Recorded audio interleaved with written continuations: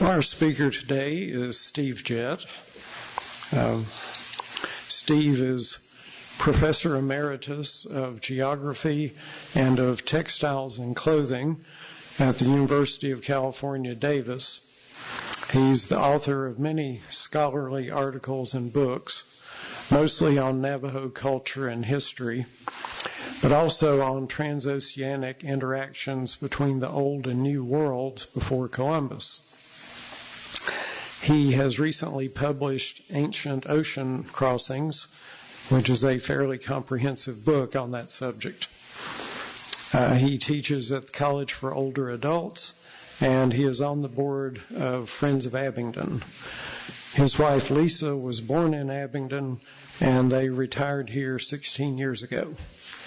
So, Steve? Thank you, Mike. I've been working on research on the Navajo reservation ever since my dissertation days, which were a few years back. So I've seen a lot of changes happen on the res, and it's not all been pretty, I have to say.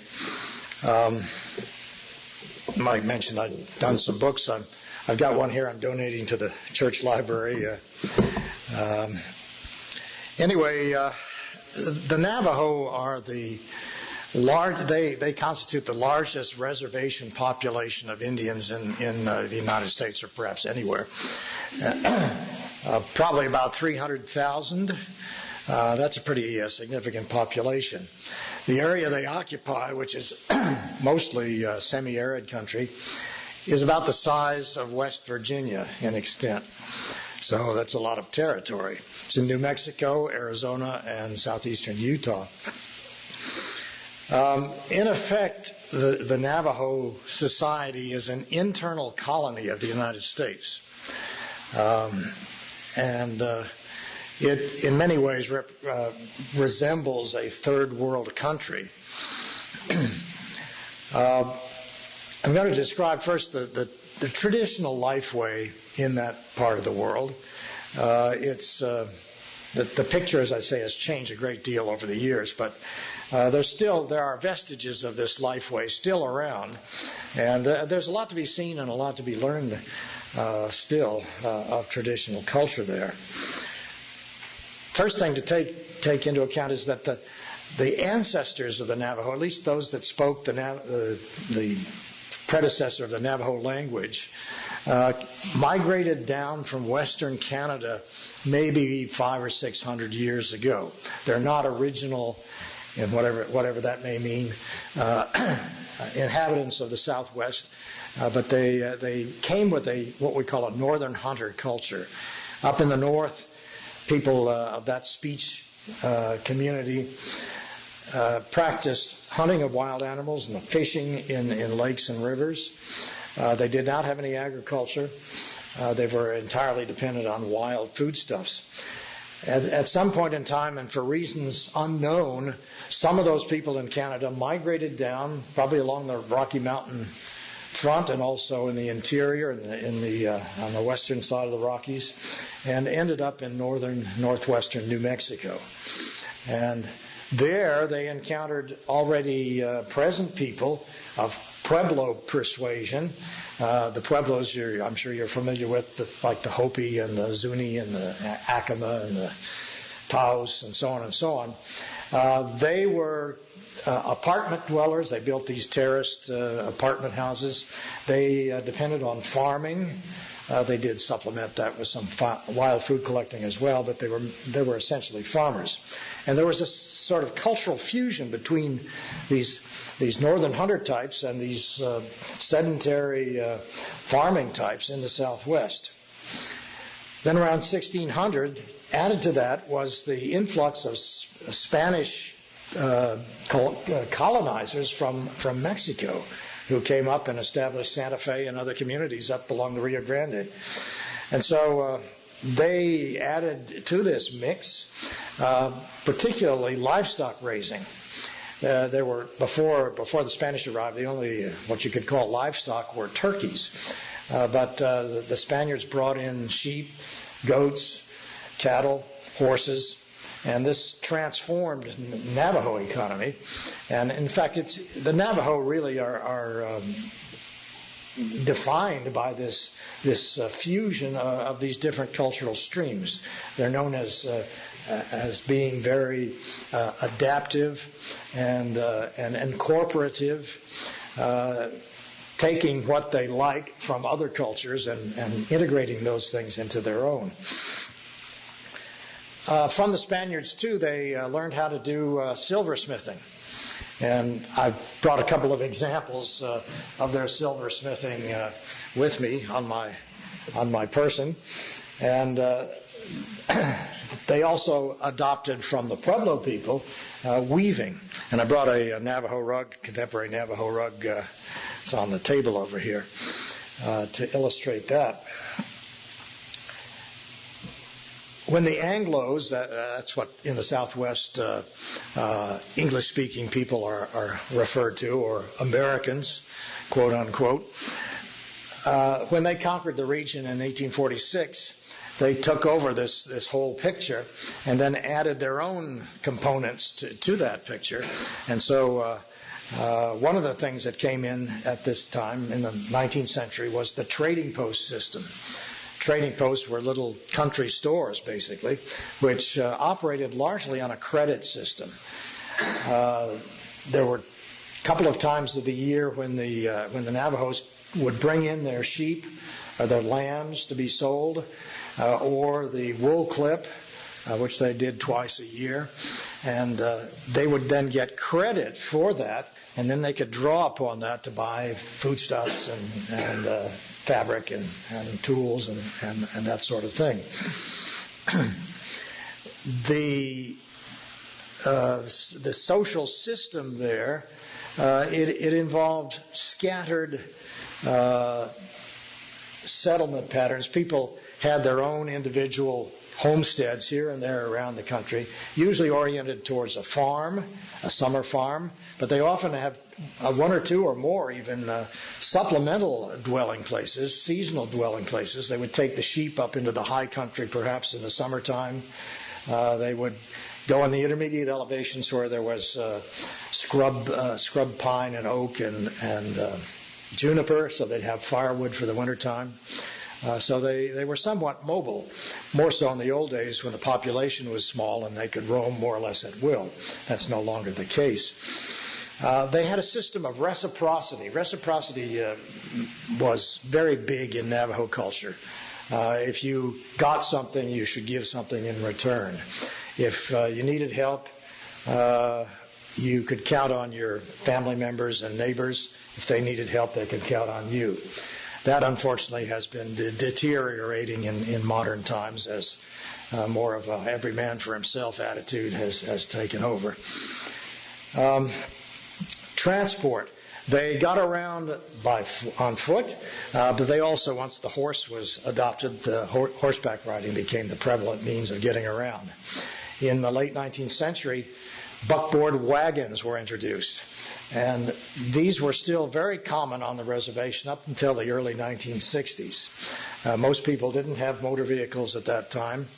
A few had pickup trucks, but mostly people got around or hauled things, water, firewood, and so forth with these buckboards. Once the paved highways came in the early 60s, it wasn't feasible anymore to use the buckboards, and motor vehicles took over almost 100%.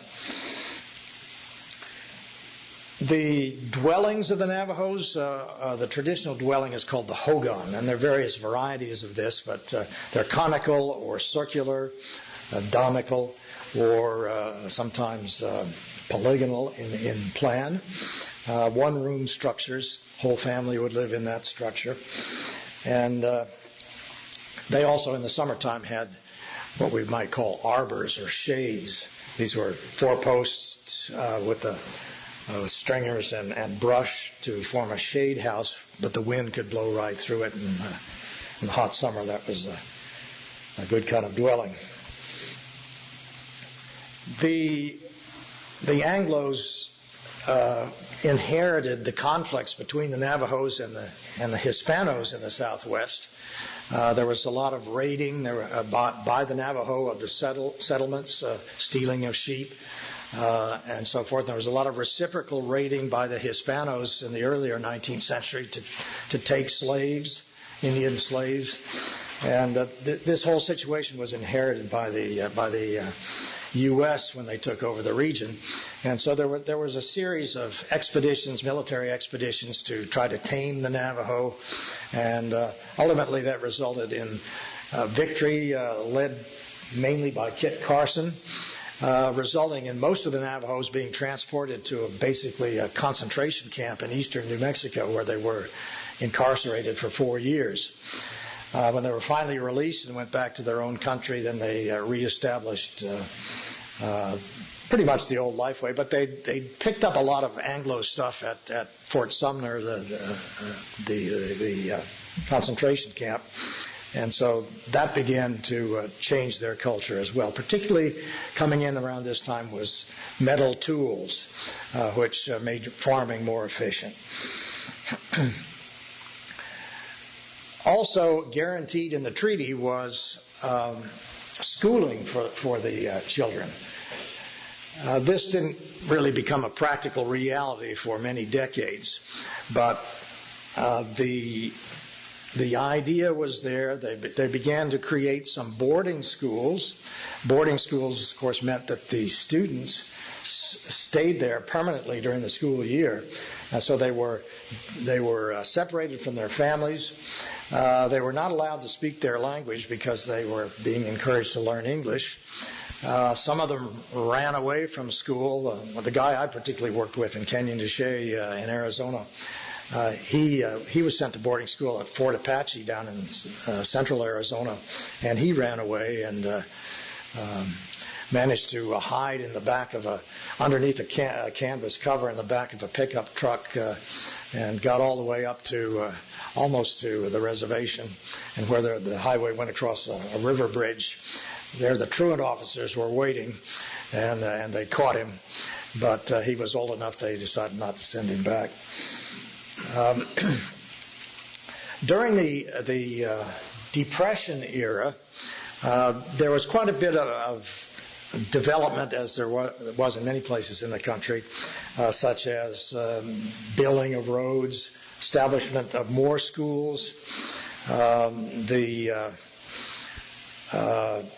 building of irrigation projects to increase agricultural production, installing windmills so that there'd be water supplies more readily available.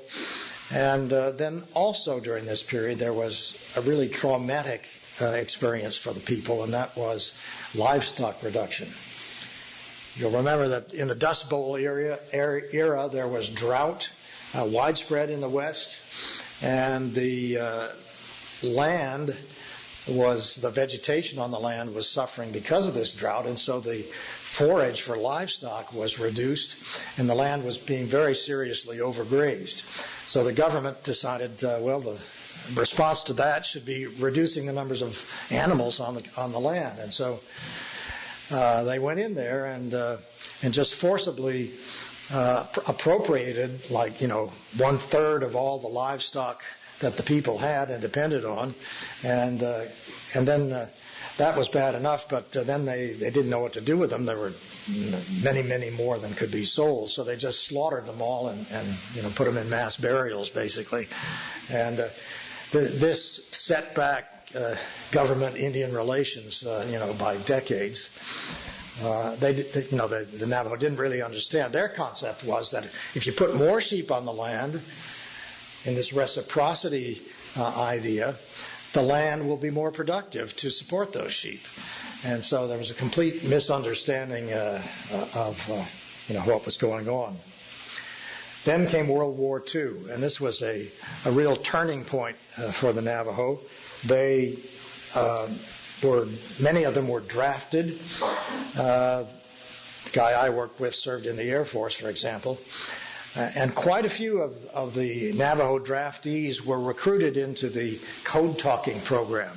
You may have heard about that, in which they used the Navajo language encoded with, sort of substitute words for various things, to talk on the radio that the Japanese or the Germans or whoever couldn't understand, And so this engendered, the success of that engendered a lot of pride. And there's still one or two, I think, code talkers left, or maybe the last one died recently. But at any rate, they are a particular point of pride amongst the Navajos. In this post-war period, there was a great increase in off-reservation employment. All these returning veterans, there wasn't much in the way of local work for them, and it still isn't as far as that's concerned.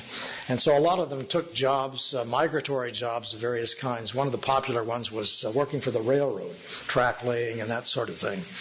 Another one was seasonal farm work, migratory labor in agriculture. The situation was so bad on the reservation that in the 1950s, Washington passed the Navajo Hopi Rehabilitation Act, which infused a lot of money to try to develop things on the reservation to improve the situation. By the early 1960s, things began to change increasingly rapidly, and the sort of stimulus for this, I suppose, was the beginning of paving of the highways. When I first went to the reservation, that West Virginia-sized area, there were only 2 or 3 significant paved roads in that whole area. And by the mid-1960s, paved roads were everywhere all over the reservation. There was a huge highway development program at that time. At the same time, the boarding schools became decreasingly popular for a variety of reasons, mainly the separation of children from their families, and they couldn't learn the culture and so forth. Often, by the way, families would hold back their smartest kid from school, hide him out so that he could learn to be a medicine man. But anyway, to improve this situation, they established more day schools, but to make it practical to have day schools, they had to improve the roads out into the boonies to allow school buses to go and pick up the kids. And so there was a big push towards that.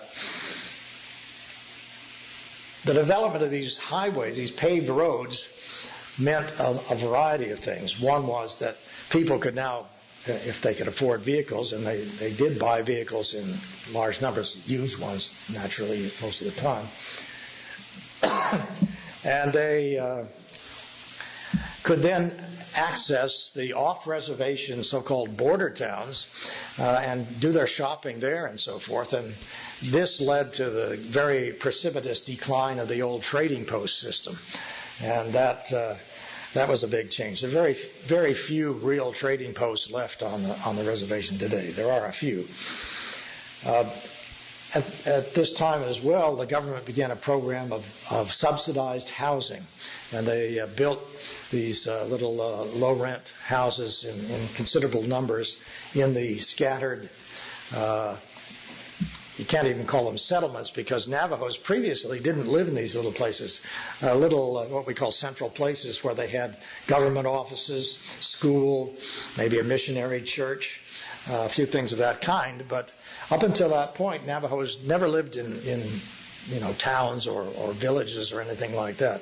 But with this subsidized housing, which also gave those that took it up access to more access to employment, to shopping, to schools, to the post office where their welfare check was coming in, and society, and so on and so on.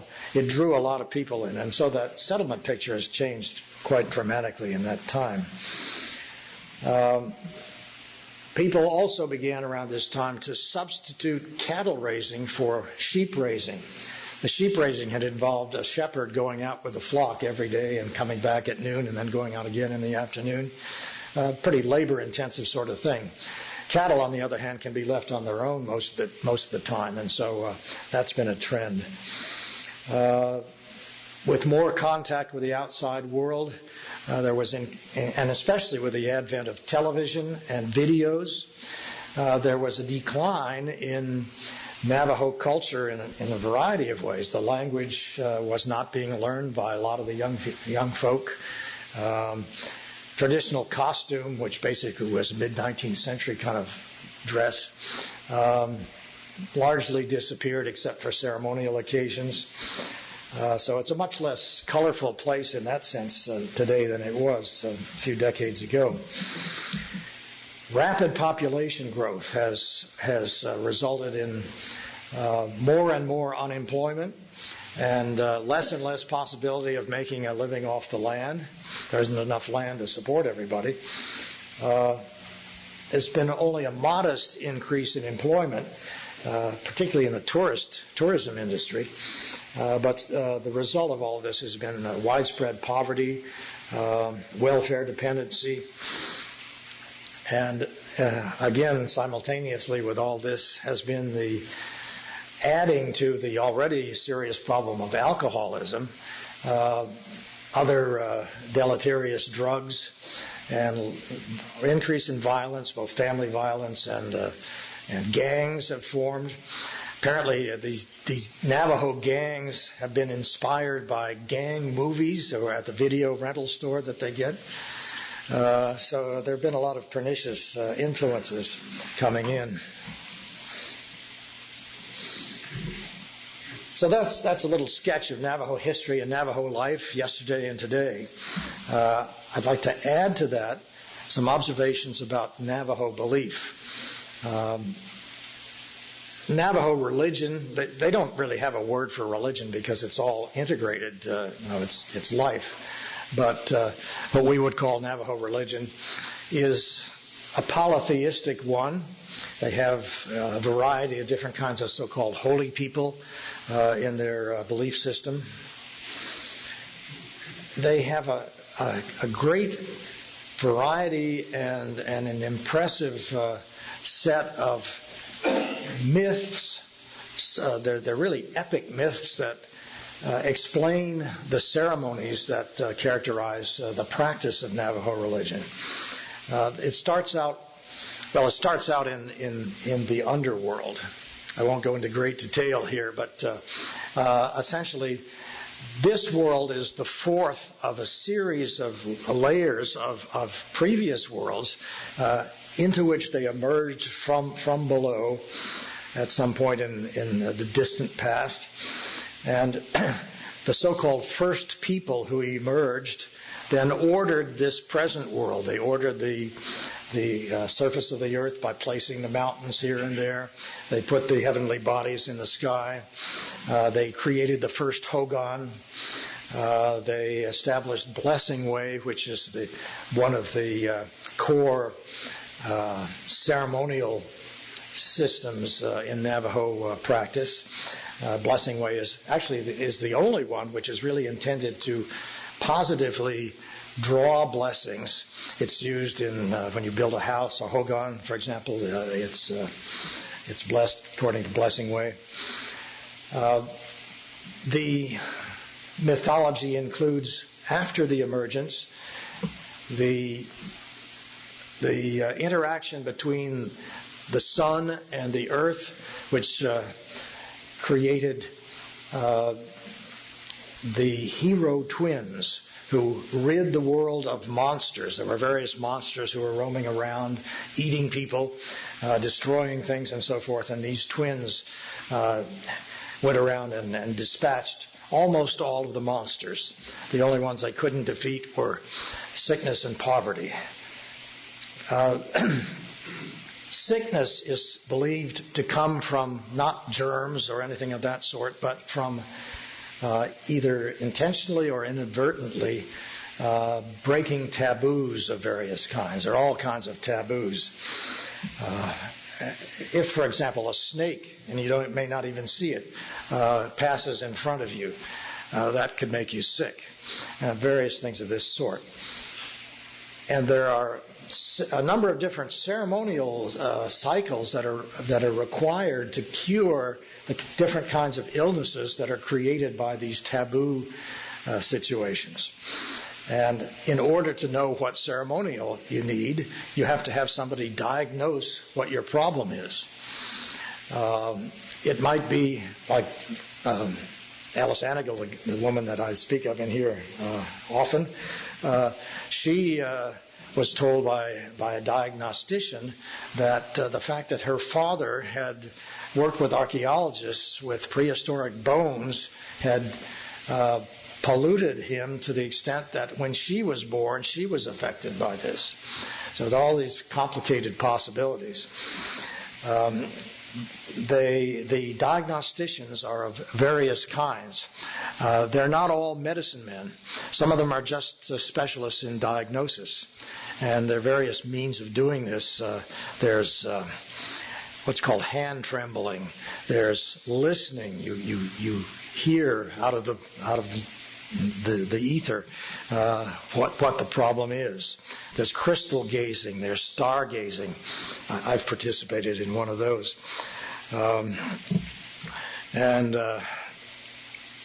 So once the problem is diagnosed, then you know which ceremony you need, and the various medicine men specialize in this, that, or the other ceremony, and you go to the right one if you can find one. And he then, it's almost always men, will arrange for a ceremonial to be held. And the whole, if you do a whole one, it's 9 nights. It goes all night, every night for 9 nights. And it may include prayers and chants. It may include sand paintings. It may include sweat bathing. Some ceremonies have dances associated with them, and so on and so forth.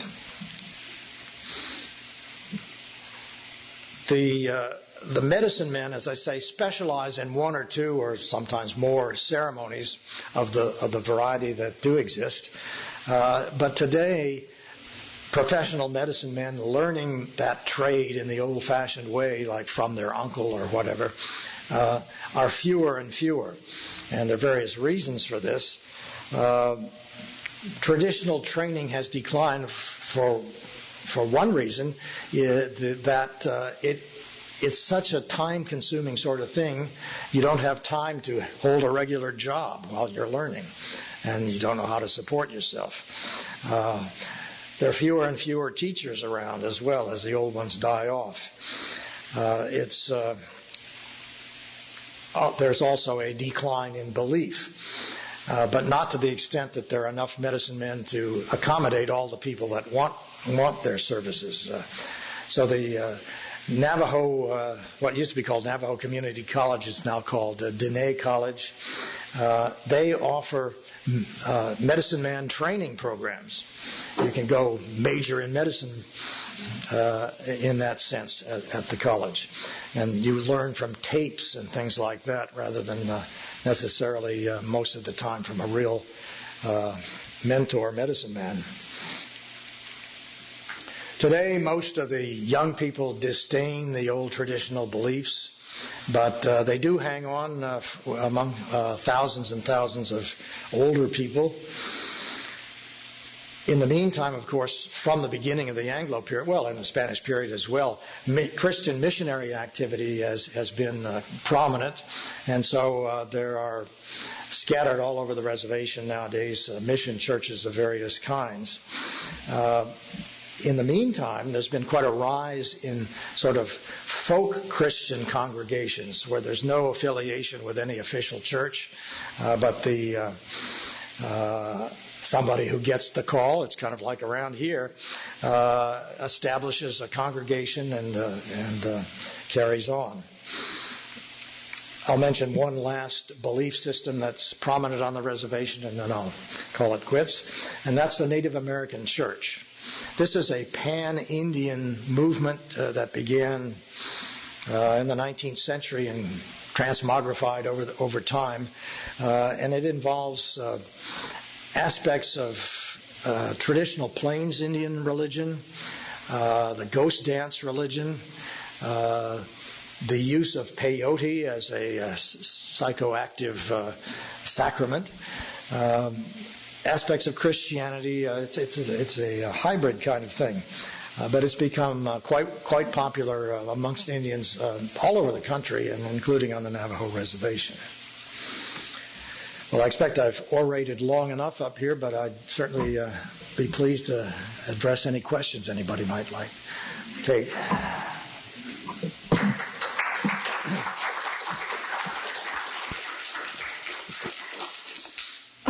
Given the fact that the code talkers were so important in World War II, I understand that, they've been suppressed since then, the native language teachings.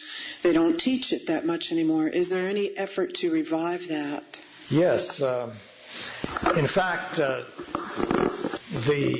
teaching of Navajo language now is much more prominent than it was 40, 50 years ago. They gave up that policy of, not allowing them to speak their own language. But now the problem is so many people aren't learning it, at home, that they've begun teaching it in the schools so that they'll have at least some formal exposure to it. When it gets to that point, maybe it's too late to save the language. There still are tens of thousands of Navajo speakers. It's just that the percentage of speakers is declining.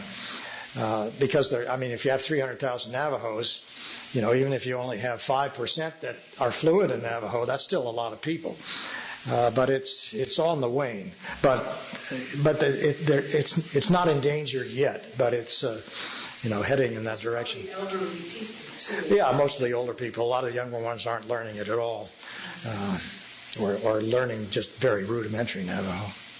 Steve, I had just a quick point. Having being a native Virginian, basically, I've never heard any racial derogatory comment about Native Americans in this area. In fact, it's quite the opposite. Someone has some Cherokee blood as a source of pride. Mm-hmm. And my first trip out west many years ago and subsequent trips, I was surprised and disheartened to hear so much racial bigotry against Indians. You go to Oklahoma and Texas. Of course, Texas has a terrible history of ethnic cleansing. But I don't know what your experience has been when you've gone out there. Have you? They really dislike. Many white people really dislike Indians, and they're not afraid to make comments about it. New Mexico is not Texas, which they will stress to you if you go out there.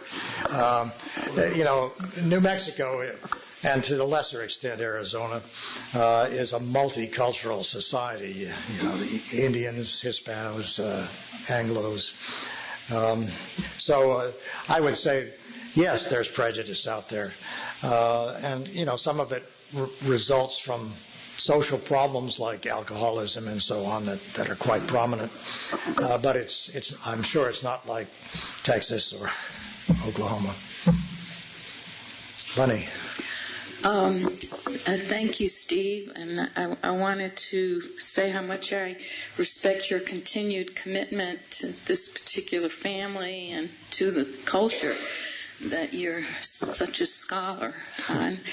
I have 3 questions. You mentioned overpopulation or growing population. I wondered what the average size of a Navajo family is, and then I wondered about the night ritual, if the number 9 is of significance in the belief system.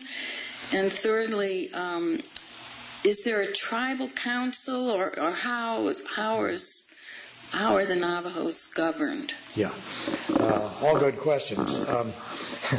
I'll start with the first question about the typical Navajo family with a flippant reply. The old adage is that a Navajo nuclear family consists of a father, a mother, 4 children, and an anthropologist. I'm not an anthropologist, but I could pass for one. But yeah, they tend to have fairly good-sized family. Now, Alice has 11 children, and I'm sorry to say 2 of them are in prison. None of them has any employment. It's a grim situation. Question 2 was what? Oh, the 9. I don't know where that number 9 comes from. All the major ceremonies have 9 nights. Blessing Way and Enemy Way have only 4 nights. But 4 is a sacred number, but 9, I don't know where that comes from offhand. The third question, governance. Traditionally, there was no permanent overall Navajo government. We speak of the Navajo tribe, but really in the old days, the Navajos consisted of a large number of politically separate bands. And the only time they did anything in concert was in times of real crisis, like war or whatever. They might have a council consisting of representatives from all the various bands that would get together in a certain kind of ceremonial conclave, but that was unusual. When the Anglos came in and established the reservation, the present reservation, which has expanded a lot from the original boundaries, was established in 1868. Ultimately, in the 20th century, the U.S. government imposed a tribal council system of governance, which involved elected representatives who would come to the capital, which is Window Rock, Arizona, and meet like a Congress or whatever, or a parliament. And they had a tribal, used to be called tribal chairman, now it's called tribal president, or not even tribal. That isn't used anymore. Now we talk the Navajo Nation rather than Navajo tribe.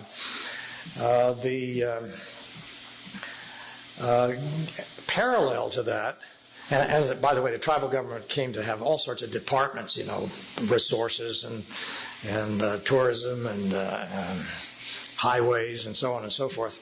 But parallel to that was the Bureau of Indian Affairs government. Everything had to be approved by the Bureau of Indian Affairs initially, although more and more autonomy has been provided to the Navajo Nation over the years. But the BIA is still there, and they have various practical functions. The legal situation is pretty ambiguous. You have a tribal court system, you have a federal court system. State law does not apply on the reservation, only federal law. So if there's a murder or whatever, the FBI comes in instead of the state authorities or county authorities. It's kind of complicated.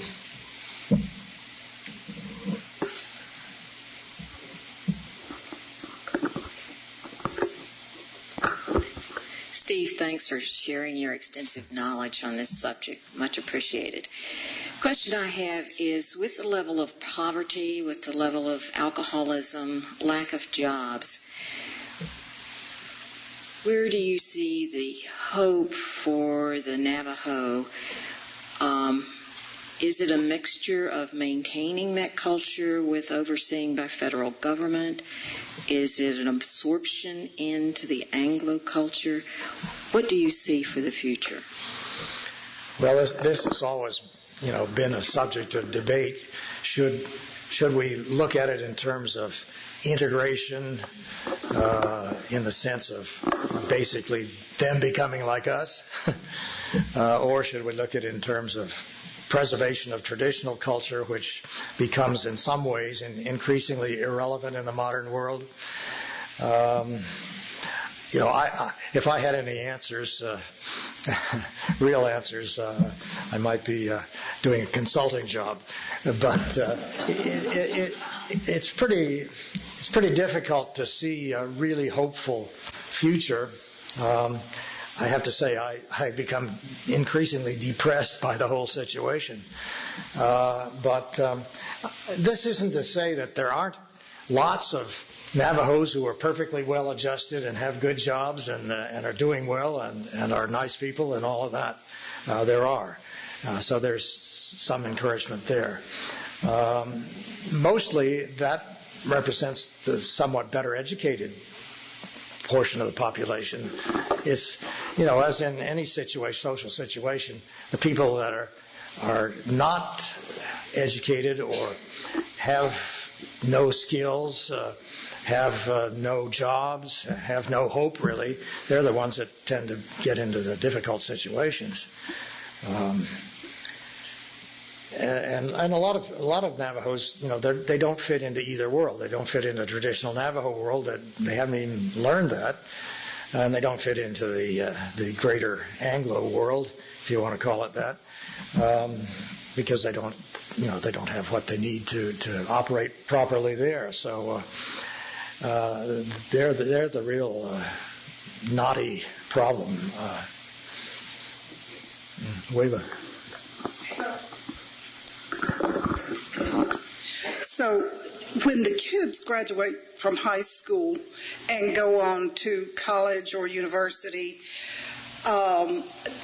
is there a great percentage of them that leave the reservation area, or do they come back, or how does that work? Again, a good question. There's not a huge outflow from the reservation. The reservation does provide a number of advantages. They have the Indian Health Service, for example, where you can get free medical treatment and counseling and so on. They have, there are no taxes. They have income tax, but I mean, people don't own the land in the strict sense that they have only use permits, and so they don't pay any real estate taxes or anything like that. There are various, what you could call welfare programs that operate on the reservation if you're an Indian, and you may have, your use area. You build your own house, and so expenses are much, much less on the reservation, which has to be kept in mind when, seeing that incomes are so low. But yes, expenses are generally low as well. I'm not sure I quite got to the... is there more I need to say? No. So what I'm hearing you say, though, is that not a lot of the kids leave the area. No, and of course, whether they're largely deculturated or not, that's Navajo country, that's home, that's where their families are, that's what the picture is what they're used to there. And so, in the 50s, they had a government relocation program in which they relocated numbers of Navajos in Los Angeles and I think even in Cleveland, my hometown, and here and there around the country, but it was not very successful. And also, here's another aspect of it. If you are a believer in Navajo religion, and there are perhaps more believers that don't admit to being believers, if you get sick, you can only be cured by medicine men and so on within the boundaries of the Navajo country, defined by the 4 sacred peaks. And so if you're outside of that, you're out of luck as far as health is concerned. Is that changing any at all? Well, yes. Some of the younger people just laugh at that idea, but a lot of people still feel that way. Yeah. What kind of schooling did Alice's 11 children receive? Schooling? They all go to elementary school and junior high school, and some of them finish high school, some don't. I don't think any of them went on beyond that. There are numbers of Navajos that do go to higher education, and there are a certain number of lawyers and doctors and such, but not a large percentage. But some do. I was wondering about how much agriculture they practice, and Kate's wondering about casinos, if they have casinos. And I had another thing I wondered about. Did Alice consult a medicine man for her pollution from the archaeologist? Yeah, she did. She did. That's one of the things, that sometimes when she gets on her cell phone and calls, it's because she needs a ceremony of some kind. That's how we got started, actually, on this economic assistance program. She consulted a medicine man and had a little small ceremony done, but it didn't seem to do any good. So Then she decided she was going to go over to the other side of the reservation to a Hopi village and consult a Hopi couple there who does healing according to the Hopi way, I guess. And she did that, and she claims it did some good. So, and these ceremonies do some good. I mean, it might not heal a broken arm, instantaneously, but, the psychosomatic aspects of this, the placebo effect, if you will, they can do good. Agriculture. Farming has declined a lot. Subsistence farming, it's a lot of work with not that much return. And with the drought that has been plaguing the region since, a decade ago, Alice has tried to farm. She has a plot up the canyon for several years, and that's another little subsidy that comes in because they have to have it plowed, and that costs $150 and so on. At any rate, then they have to get the seed. They've failed every year in recent years. It's been grasshoppers. It's been drought. It's been the neighbors open their gate and let their livestock in. One thing after another. So she's tried, but it has not been successful in recent times. I'm curious, if you were, let's say you live on a reservation, Native American, are you automatically also an American citizen? Yeah. I mean, you are you have this dual kind of thing. I guess. I don't know. That's another good question, Adelaide. It's since I think 1921, Indians have been officially American citizens. It took that long, but yeah, because I think of a typical just because my Dyer has been involved in college acceptance and that kind of stuff with high school kids. Mm-hmm. If you're a really smart Indian and you decide that you want to go to Harvard, let's say, you probably can get a scholarship because they love to get Native American. That's a big deal. So let's say you do well and you go to Harvard 4 years, and then you might decide that you're just going to say, to heck with being an Indian, I'm just going to go get a job on Wall Street. I don't know, whatever you're going to do, but it seems to me that there would be a fairly large amount of outflowing from people who, I mean, they can go visit, but I don't know. I don't think there's much going to Wall Street. Okay, well, I mean, that was a bad example. I don't know. But they might instead go to Albuquerque, somewhere near, but still in an area where their skills can where they feel comfortable. Yeah, I'm just kind of curious how you make this switch. I mean, I'm just trying to imagine what I would do if I were brought up in such poverty and such dire kind of conditions, and I had a chance to. I don't know. I might easily, I don't know, maybe I wouldn't. Maybe I would be more sentimental about going back home. I don't know. It seems to me a lot of people would just turn their back on it. You might think so, but I don't have the impression that that's the case. Okay, well, I'm just curious. Harry.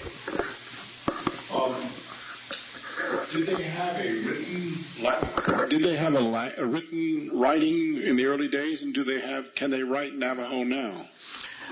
There was no written Navajo up until the 20th century. Some scholars developed a Navajo orthography, and so now, yes. And there was a push in the 1930s, particularly, which was, in the Depression time and in sort of an idealistic period in D.C. and so on, in which an attempt was made to create a literature in the Navajo language. And that didn't get all that far, really. But you can write Navajo now. Before you mentioned there were no towns.